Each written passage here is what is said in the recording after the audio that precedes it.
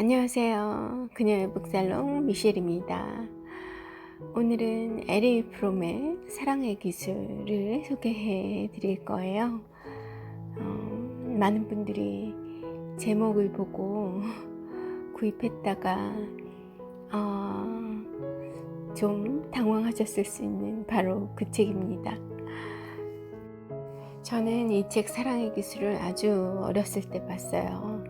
사랑에 관해서 관심이 무궁무진하던 아주 어린 시절에 봤고요. 그리고 이제 책상에 모셔뒀죠. 책장에. 그러다가 최근에 여러 루트를 통해서 LA 프롬을 알게 된 기회가 있었어요.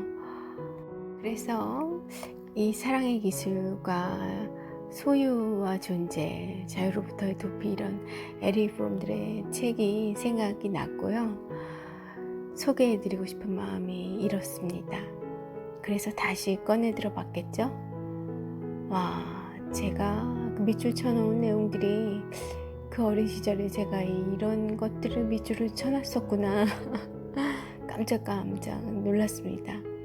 그리고 또 한 가지 놀란 점은, 놀랐다기보다 좀 이 새로운 발견, 저에게 있어서 새로운 발견은, 이 알랭 보통이 어쩌면 이 에리 프롬으로부터 영향을 많이 받지 않았을까?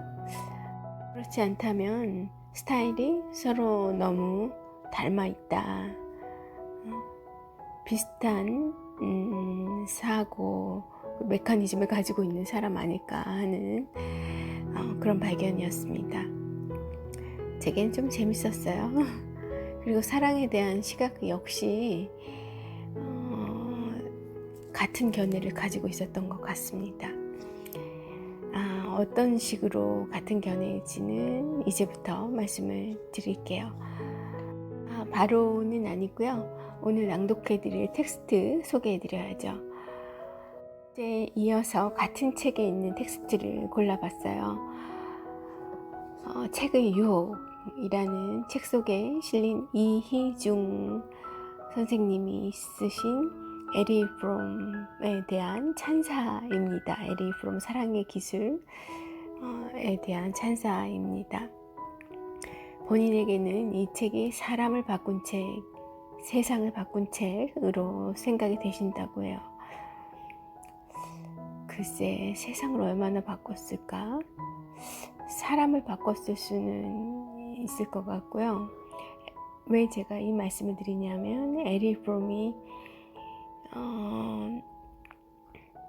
미국의 심리학자로서는 많이 이 지워진 빛을 보지 못한 그런 후세에 빛을 보지 못한 그런 심리학자 중에 한 명이어서 세상을 얼마나 바꿀 수 있었을까 하는 생각이 문득 들었어요. 그렇지만 사람을 바꿔오기는 앞으로도 바꿀 것이기는 할 것 같습니다. 이 책의 유혹의 부제목이 좋아서 한 번 더 읽어드릴게요. 이 땅의 최고 글쟁이들 55인이 권하는 살아가며 사랑하며 깊어가며 다시 꿈을 꾸며 읽는 책들. 여러분에게 이런 책이 어떤 게 있으실까 궁금하네요. 살아가며 사랑하며 깊어가며 다시 꿈을 꾸며 읽는 책들. 자, 그럼 이제 이희중 선생님의 텍스트 속으로 들어가 보겠습니다.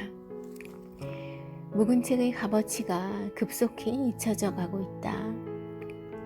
글자가 새로 박히거나 세로로 글자가 덜어 섞인 책을 외국어 된 책 보듯 하는 젊은 학생들을 보면 머지않아 도서관이 박물관이 되지 않을까 걱정하게 된다. 학창시절 책상 위에 쌓이던 이른바 필독서 목록들이 성가신 숙제 목록이 되고 동네 필생의 과제로까지 밀려서 놀면서도 깜짝깜짝 가위 눌리는 일조차도 낡은 시절의 미풍처럼 보인다. 이희중 작가님도 그러셨나 봅니다.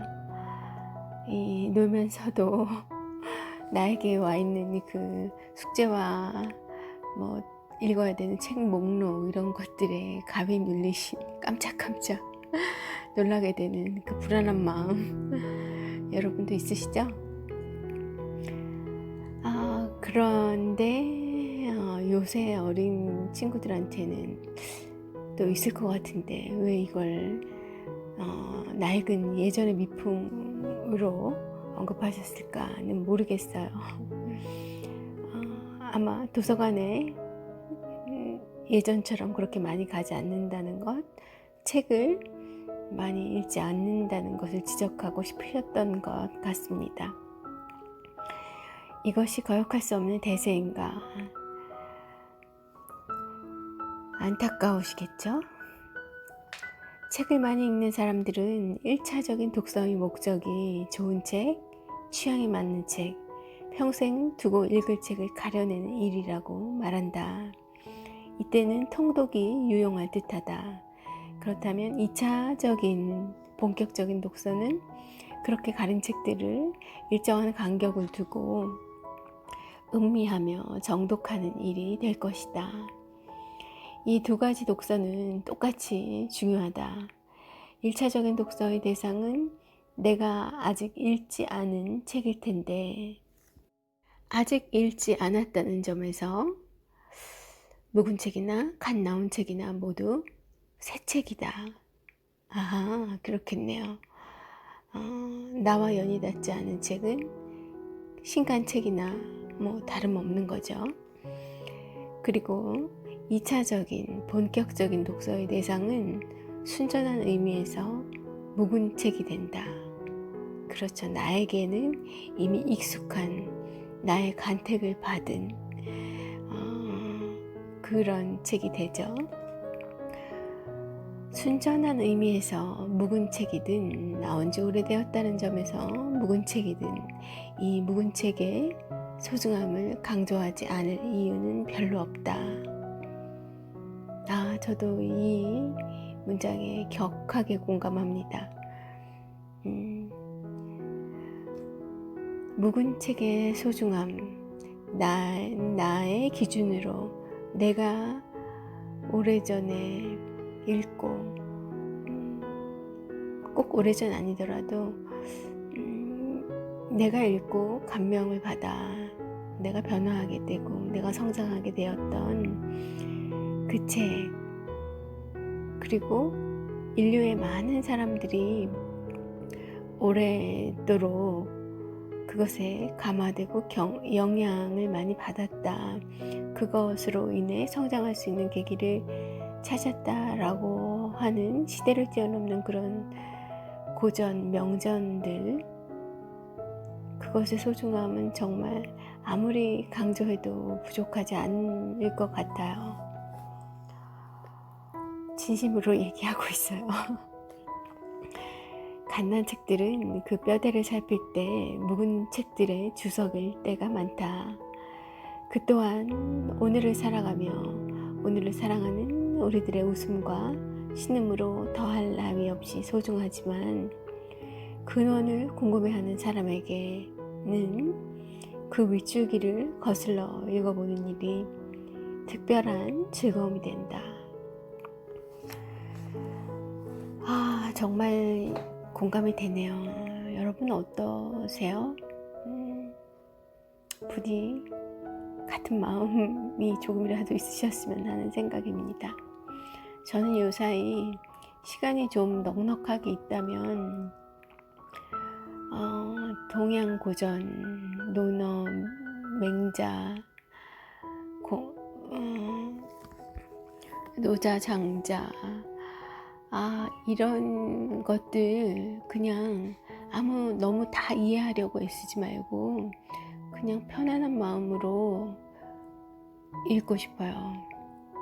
그 중국 고전도 마찬가지고요. 그 이후에 나온 모든 책들은 그런 오래된 고전, 그런 것들의 주석일 때가 많다.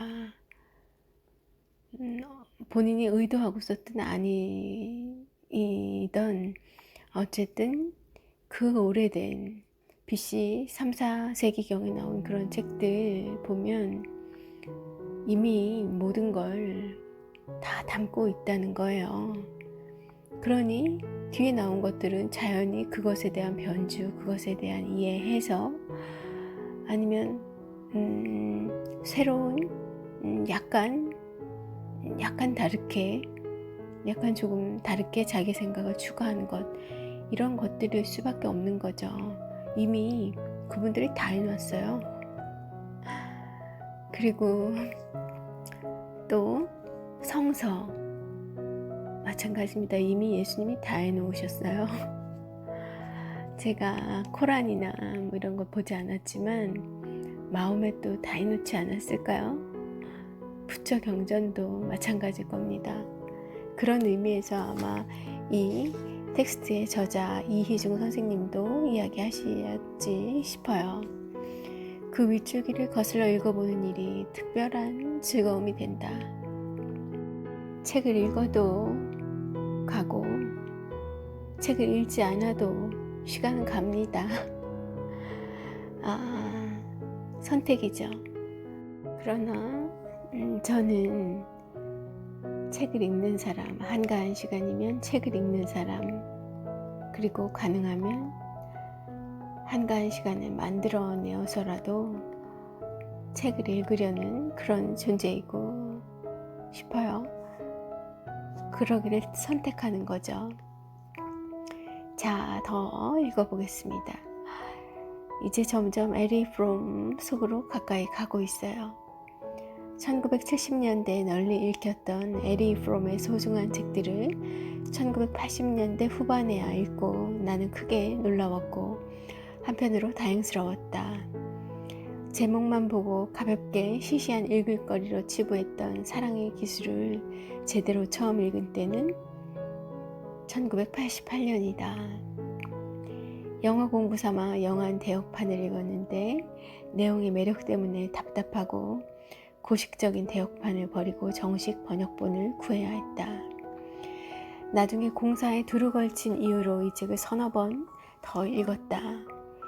이 책을 읽으며 현대인의 젊은 날, 나아가 온 생애를 사로잡고 있는 낭만적 사랑에 대한 열광이 인류의 역사에 비추어 볼 때 아주 최근에 생겨난 하나의 이데올로기에 지나지 않음을, 하나의 맹신일 수 있음을, 치명적인 정신질환일 수 있음을 깨달았다.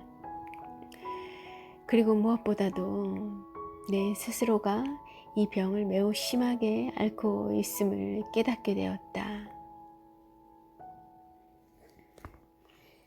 그 병의 원인이 10대 이후 접한 소설, 시, 영화, 만화에 있다고 그때 단정했고 이 생각은 지금도 변함이 없다. 그러나 내가 앓고 있는 이 치명적인 병은 아직 치료되지 않았고 끝내 치료할 수 없을 것 같지만 그래도 내가 어떤 병을 앓고 있다는 사실, 내 어떤 사고 성향이 일종의 증세, 기울어진 편향이라는 사실을 알고 지내는 것은 그 반대의 경우와 비교하면 많이 다를 수밖에 없다. 네, 정말 공감해요. 이 내가 어떻다라는 것만 스스로 인정하고 깨닫게 되면 거기가 많은 변화의 출발점이 되는 것 같습니다. 어떤 의미에서 나는 이 책의 도움으로 심각한 무지와 어리석음에서 벗어나게 되었던 것이다. 낭만적 사랑에 대한 열광이 인류의 역사에 비추어 볼 때 아주 최근에 생겨난 하나의 이데올로기에 지나지 않음을, 하나의 맹신이고 치명적인 정신질환일 수 있음을, 여러분은 이런 생각에 공감하시나요? 이건 사실 이런 생각이 아니고 팩트라 하더군요.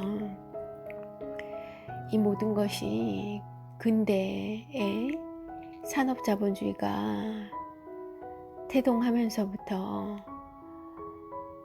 조금씩 강화되어 와서 현대에 이르는 것이라고 해요. 근데 이전에는 그렇지 않았다고 하더라고요. 이것이 저에겐 놀라운 사실이었어요.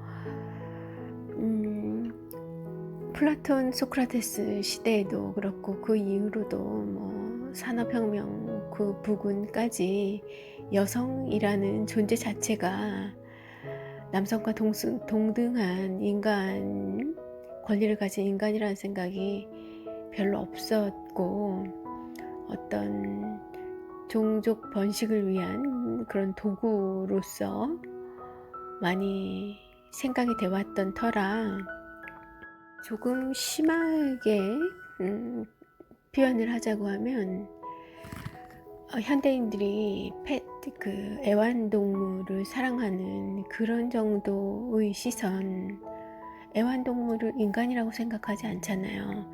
그렇지만 굉장히 사랑하고 아끼고 돌보죠.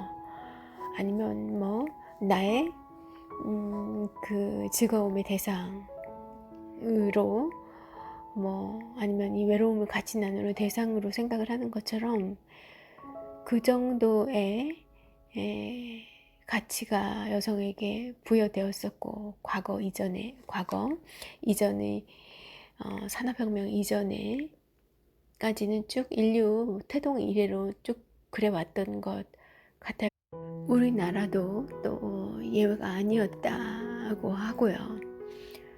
이 산업 자본주의에서 대량으로 생산된 그 물건들에 대한 많은 소비를 부추기기 위해서는 이 낭만적 사랑이 마케팅에 굉장히 좋은 방법이었고요, 소재였고요. 그리고 그렇게 해서 낭만적 사랑을 통해서 소비를 촉진하고 소비의 기회를 늘려갈 수 있게 되었던 거죠. 그리고 이것을 하지 않으면 왠지 시대의 낙오자처럼 느껴지게 되고, 뭐 이런 것들을 끊임없이 저희가 주입받게 되면서부터 점점 현대로 근대의 한 걸음 한 걸음들이 나아갔던 겁니다. 사랑을 하면 이런 데이트를 해야 하고, 데이트하는 것들이 다 뭐 물질을 소비하는 과정이죠. 그리고 또 이런 선물을 해야 하며, 그렇게 해서 가정을 이루면 또 그런 많은 대량 생산해서 생산된 그런 재화들로 또 새로운 집을 꾸며야 하고, 그런 식으로 소비에 점점 길들여진 사람들은 이제 자발적으로 소비를 하게 됩니다. 신제품이 나왔다고 하면 집에 있는 것이 멀쩡해도 소비를 해야 할 것만 같은 그런 압박들을 받죠. 그리고 스스로 새로운 것을 추구해가면서 나는 신식 사람이다라는 걸 입증하려고 하게 되고요. 근데 뭐 대강 아주 짧은 이야기로 설명을 드리면 이렇다는 겁니다. 이것은 서구 유럽이나 또 우리나라의 경우나 공통적인 현상이었다고 해요. 그 나라의 개화 시기에 따라서 이 시점이 좀 늦느냐 빨랐느냐 그런 정도의 차이지만, 분명히 그 이전에는 이 낭만적 사랑에 대한 환상, 열광, 뭐 그래야 한다거나 그것이 사랑이다 이런 건 없었다고 합니다. 그저 자연스럽게 성장하면 결혼하고 혹은 뭐 결합하게 되고 뭐 그런 게 그냥 어쩌면 동물적 본능에 의한 그런 것이었지, 요즘에 우리가 애타게 그리워하고 갈구하는 그 이성 간의 사랑, 너무나 간절애절한 그런 사랑, 하나가 없으면 죽어 못 살 것 같은 내 온 전제를 바쳐야 하는 그런 사랑에 대한 열망, 소설 속에 등장하는, 드라마 속에 등장하는 그런 사랑에 대한 개념이 없었다는 거예요.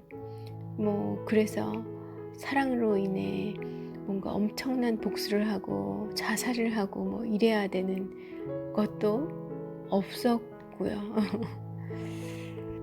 그렇다고 전혀 없었다고 볼 수는 없을 것 같고, 예외는 있을 수 있죠. 예외적인 그런 건 있을 수 있지만, 이 보편적인 모든 시대를 사는 모든 그 시민 인류에 공통적으로 누구나 다 이래야 한다라는 그런 당위성을 가지고 있지는 않았다고 합니다. 자, 다시 에릭 프롬으로 가보죠. 프롬은 현대인이 앓고 있는 집단적 증후인 낭만적 사랑에 대한 꿈을 환상으로 규정하여 이를 붕괴시킨 다음에, 그리고선 우리를 아주 무책임하게 메마른 풀 한 폭이 없는 사막에 팽개치지 않습니다. 그는 방법을 알려줘요. 그것이 낭만적 사랑, 이건 허구였다, 환상이었다, 우리에게 주입되고 강요된 어떤 그런 시스템이 우리를 지배하기 위한 그런 일종의 선전, 어떤 거울 좋게 포장된 그들의 조종 정책, 조종 기제, 이 노예로, 정신적 노예로, 소비의 노예로 복속시키기 위한 그런 시스템과 자본가들의 결탁에 의해서 생겨난 그런 거라는 거 알려주고, 이게 그냥 우리를 버려두지 않는다는 거예요. 그럼 어떻게 해야 하는가에 대한 답을 제시해주고 있는 거예요. 그래서 사랑의 기술입니다. 책의 제목이 그 진정한 사랑의 기술을 알려주고 있어요. 여자를 꼬시는 방법, 남성을 유혹하는 방법, 이런 기술이 아니고요. 진정한 사랑이 대상 또는 관계의 문제가 아니라 세계와 만나는 태도의 문제이며, 이것이 하나의 활동이며 또 정신의 힘이라는 사실을 증명하고자 한다. 아울러 사랑이 감정이 아니라 의지의 결단과 약속의 행위임을 설득한다. 그의 취지는 나는 당신을 통해 모든 사람을 사랑하고, 당신을 통해 세계를 사랑하고, 당신을 통해 나 자신도 사랑할 수 있어야 한다라는 쉬운 문장으로 간추려지는데, 이런 태도는 이즈음 사랑을 노래한 서정시의 공식이 되었다. 이즈음이라고 해도 벌써 한 10여 년이 넘었을 겁니다. 이 텍스트 나온 지가 벌써 그 정도의 시간이 흘렀어요. 진정한 사랑은 대상과의 관계가 문제가 아니라 그와 혹은 그녀를 통해 세계와 만나는 태도의 문제이며 성장의 방법이다 라는 거죠. 하나의 활동이며 정신의 힘이다. 어떤 아주 열정적인 그런 감정이 아니고 꾸준한 어떤 지속적인 행위를 가지고 있어야 하는 활동이고 정신의 힘이다 라는 거예요. 사랑이 감정이 아니라 의지와 결단과 약속의 행위임을 설득한다. 왠지 이 의지, 결단, 약속하면 참 사랑 안 같아요. 그쵸? 이 사랑하면 떠오르는 그런 단어가 아닙니다. 그렇지만 결혼 생활을 오랫동안 여러 우여곡절을 겪고 잘 영위해 온 어르신들 말씀 들어보면 지켜낸 것이라고 하시잖아요. 올해 나이가 들어서까지도 너무 사랑스럽고 너무 존경스러워서 그 사랑이 저절로 유지되어 온 것이 아니라, 그 열정으로 지속되어 온 것이 아니라 의지와 결단, 나의 선택과 나의 그 약속을 지키려는 나의 의지, 그것이 사랑이고 그것이 우리의 관계를 이렇게 지켜왔다라고 하시는 말씀 어렵지 않게 들을 수 있는데, 사실 에릭 프롬도 그런 얘기를 하고 있었던 거예요. 그런데 이 에릭 프롬의 책을 읽는 사람들은 그런 인생을 다 보낸, 즐겁게 인생을 보낸 노년의 어르신들이 아니고 주로 이제 막 삶을 시작하는 청년들에게 권장되던 도서였기 때문에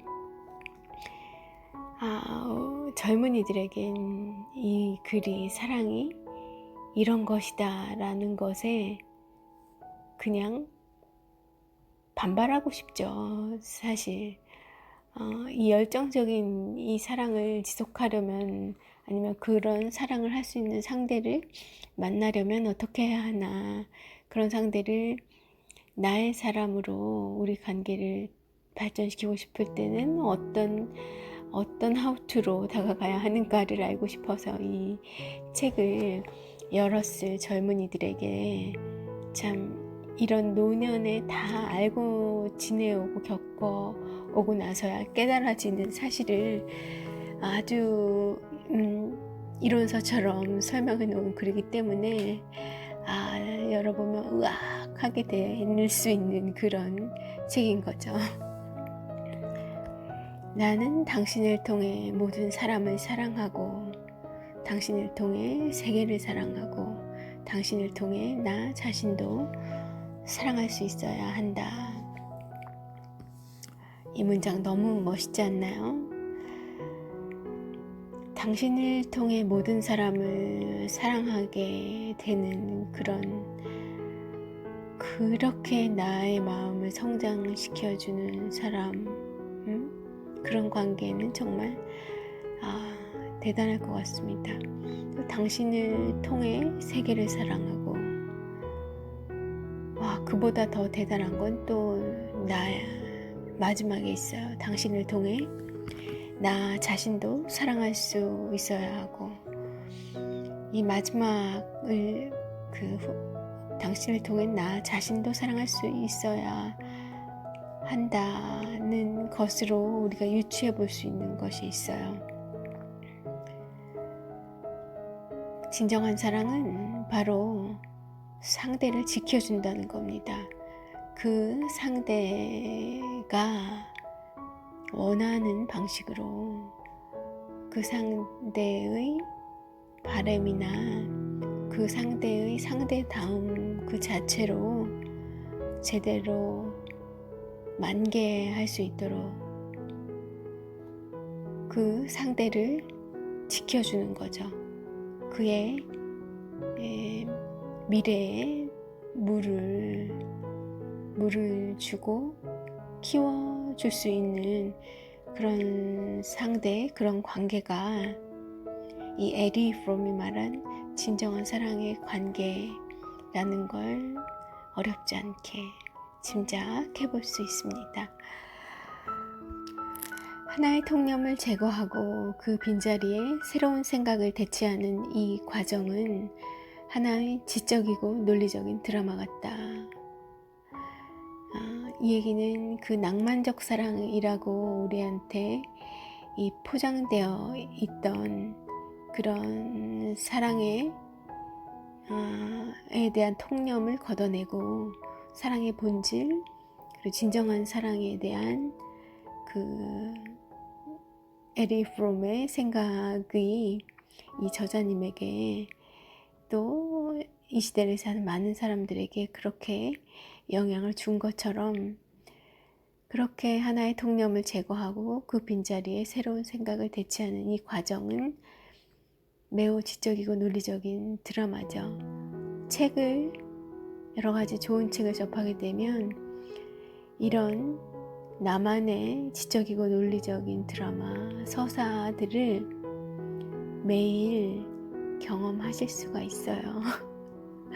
그래서 우리는 책을 겪는 겁니다.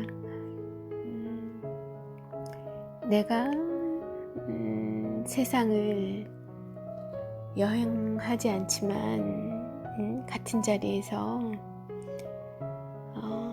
세상이 이 다른 세상으로 나는 같은 곳에 있는데 그러나 세상이 바뀌어요. 같은 곳에 있지만 이 나의 지적이고 논리적인 드라마 경험을 통해서 내가 있는 발을 딛고 있는 이 공간은 같은 위치에 있을지라도 그렇지만 모든 것이 바뀌게 되는 그런 신기한 경험을 하게 됩니다. 우리가 여행을 통해서 혹은 길 위에서 그런 깨달음을 얻는다면 많은 구도자들이 그랬던 것처럼요. 예수님이, 부처님이, 그리스인 조르바가 많은 걸리버 여행기의 그 걸리버가 세르반테스 돈키호테의 그 돈키호테가 많은 길 위에서 깨달은 그것처럼 여행이 길 위에 서는 것이 우리를 성장시켜 준다면 바로 이 독서를 통해서도 그런 성장을 할 수 있게 되는 거죠. 그것을 아주 굉장히 고상하게 표현을 하셨어요. 이 표현 좋아요. 빈자리에 새로운 생각을 대체하는 이 과정은 하나의 지적이고 논리적인 드라마 같다. 그런 나만의 서사들을 쓰실 수 있는 일요일이 되셨으면 좋겠습니다. 좋은 책이 사람을 자라게 하고 세상을 바꾸는 것이라면 에리 프롬의 책들은 이에 매우 충실한 교과서라 할 수 있다. 그의 다른 저작들, 문명사회의 병폐와 삶의 왜곡을 날카롭게 분석한 후 자연스럽고 진정한 삶의 양태를 명료한 강령과 함께 제시한 소유와 존재, 소유냐 삶이냐와 자유로부터의 도피, 건전한 사회 등도 오늘에 와서 더 빛을 뿜는 현대인의 교과서이다. 이 에리 프롬의 생각들이 너무나 멋있더라고요. 제가 최근에 좀 많이 알게 되어가지고 그런데 그 대단함에 비해서 국내에 많이 좀 덜 소개가 된 측면이 있지 싶은 그런 심리학자예요. 사회심리학자요. 그런데 왜 그런가 하면 어쩌다 그렇게 되셨는가 하면 독일 태생이고요. 그런데 이제 히틀러 기운이 퍼져가는 그때 이제 이상한 전조를 느끼고 그렇게 돼가는 것에 대한 원인이 뭘까 이런 것들에 대한 연구를 여러 그 동료분들과 함께 시작을 하셨다고 해요. 모임을 결성하셔서 근데 그랬던 사람들이 결국은 다 이제 그 히틀러 쪽으로 분위기가 몰아져 가면서 많이 박해와 탄압을 받게 됐고 미국으로 도미를 하셔야 했다고 합니다. 그렇게 해서 미국에 정착을 하게 되고 그때 같이 넘어오셨던 동료분들 중에는 다시 독일로 돌아가셨거나 독일까지는 못 가고 오스트리아로 이 전후에 가시게 된 그런 분도 있는데 에리 프롬은 미국에 계속 있었다고 하고요. 미국에 예일대 등에서 교편을 잡으셨다고 합니다.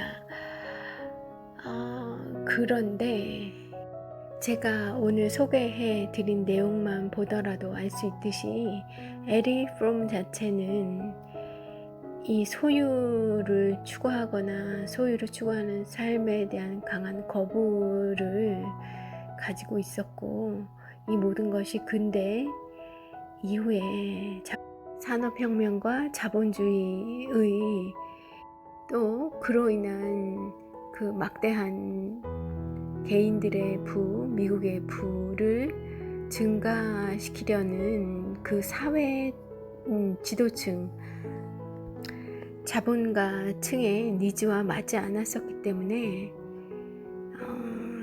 주류로 편입될 수가 없었고요. 에리 프롬의 그런 사상들이 퍼져나가는 것을 미국 당국과 재계에 있는 인사들 원치 않았다고 해요. 그럴 법하죠. 학계에 있는 많은 분들도 그런 정부와 재계의 눈치를 보고 압박을 받을 수밖에 없는 그런 상황 속에서 에릭 프롬의 사상과 그의 이런 주장들이 묻혀져 갔다고 합니다. 그런데 굉장히 현재적이에요. 아니면 우리가 지금 너무나 망가진 사회에서 어디서부터 망가졌을까, 그리고 어디서부터 고쳐나가야 할까, 이런 생각을 하게 되는 요즘에 있어서 이 에릭 프롬의 이 빛나는 저서와 사상들이 우리에게 좋은 단초를 제공해 주지 않을까 합니다. 네, 오늘 에릭 프롬 만나는 시간 어떠셨을지 모르겠어요. 혹시 또 다른 기회들을 통해서 다른 팟캐스트나 유튜브 이런 거 많이 나와 있을 거예요. 그런 걸 통해서 에릭 프롬 만나시게 되면 사실은 그보다는 책을 한 권 사서 곁에 두고 한 문장 한 문장씩 이렇게 읽어 가시면 좋겠다는 생각 들고요. 그런 마음 드시는 편안한 일요일 보내십시오. 미셸은 물러가고요. 또 한 주 살아갈 그럴 준비 하는 시간 되시기로 저도 보내기로 하겠습니다. 함께 해주셔서 감사합니다.